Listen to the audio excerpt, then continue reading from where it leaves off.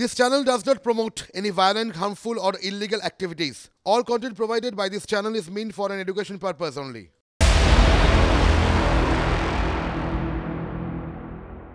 আরো একবার আপনাদের সকলকে স্বাগত। আমি রুমেলা রয়েছি আপনাদের সঙ্গে। জেলায় পা রেখেছে আগেই, এবার কলকাতায় এসে পৌঁছলো কেন্দ্রীয় বাহিনী। ইনফরমেশন দেখাবো, পিসিআরকে বলবো একবার ইনফরমেশন প্লে করতে। কসবার একটি কমিউনিটি হলে সকালেই দেখা গেল এক কোম্পানি বাহিনী। আগেই তারা জেলায় পা রেখেছে, এবার কলকাতায় এসে তারা পৌঁছেছে। কেন্দ্রীয় বাহিনীর কথাই বলছে। কসবার একটি কমিউনিটি হলে সকালেই দেখা গেল এক কোম্পানি আধা সেনা সাউথ সাবারবান ডিভিশনের জন্য বাহিনী এসে পৌঁছেছে।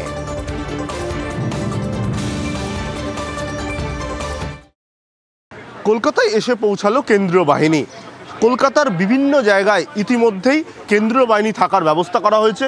দেখা যাচ্ছে যারা কেন্দ্রীয় বাহিনীর যারা রয়েছেন তারা ইতিমধ্যেই চলে এসছেন কসবার একটি জায়গায়। এখান থেকে তাদের নির্দিষ্ট থানায় পাঠিয়ে দেওয়া হবে এবং তারপর তারা রুট মার্চ করবেন। মূলত তাদের কাজ যে এরিয়া একেবারে যে কনফিডেন্স বিল্ড আপ করা, অর্থাৎ ভোটারদের আশ্বস্ত করা, সেটাই মূলত কাজ। এবং তার জন্য একেবারে নির্বাচনের অনেক আগে এই কেন্দ্রীয় বাহিনী চলে এলো কলকাতায়। ক্যামেরায় বিনোদ সিংয়ের সঙ্গে সুশোভন ভট্টাচার্য, TV9 বাংলা। আর এদিকে ভোটারদের আস্থা ফেরাতে রুট মার্চ করছে কেন্দ্রীয় বাহিনী। বিগত বিধানসভা এবং লোকসভা নির্বাচনে অশান্তিপ্রবণ এলাকায় অঞ্চল ভিত্তিক নিয়ন্ত্রণের কাজ করছে বাহিনী।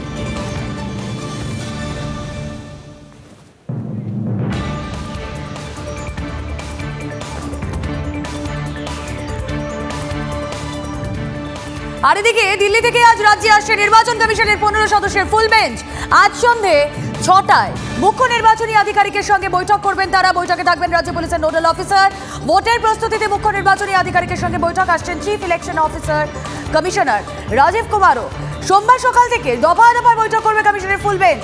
মঙ্গলবার দুপুরে সাংবাদিক বৈঠক করবে কমিশনের ফুল বেঞ্চ।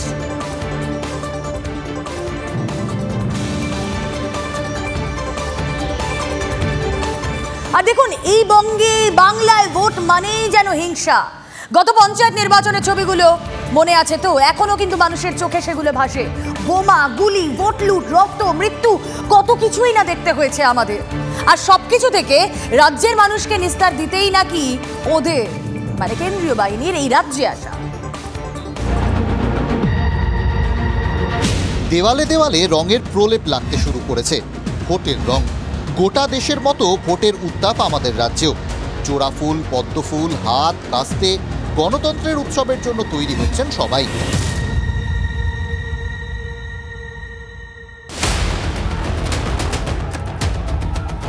কিন্তু আমাদের রাজ্যে ভোট মানেই তো হিংসা। ব্যালট যুদ্ধের আগে হোক বা পরে, রক্ত ঝরাটা ট্র্যাডিশন হয়ে দাঁড়িয়েছে। কোনো কিছুতেই এই ফর্মুলায় বদল হচ্ছে না। এবার ভোট ঘোষণার আগেই রাজ্যে কেন্দ্রীয় বাহিনী। গোটা দেশে 3400 কোম্পানি বাহিনী দিয়ে ভোট হবে। ভোটের জন্য বাংলায় চাওয়া হয়েছে 920 কোম্পানি কেন্দ্রীয় বাহিনী। জম্মু কাশ্মীরের থেকেও বেশি বাহিনী বাংলায়। 1 মার্চ রাজ্যে এসেছে 100 কোম্পানি বাহিনী। 7ই মার্চ আরও 50 কোম্পানি কেন্দ্রীয় বাহিনী আসছে।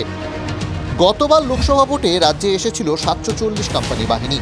এবার তার থেকেও বেশি বাহিনী দিয়ে ভোট। রাজ্যের বিরোধীরা এই সিদ্ধান্তে খুশি।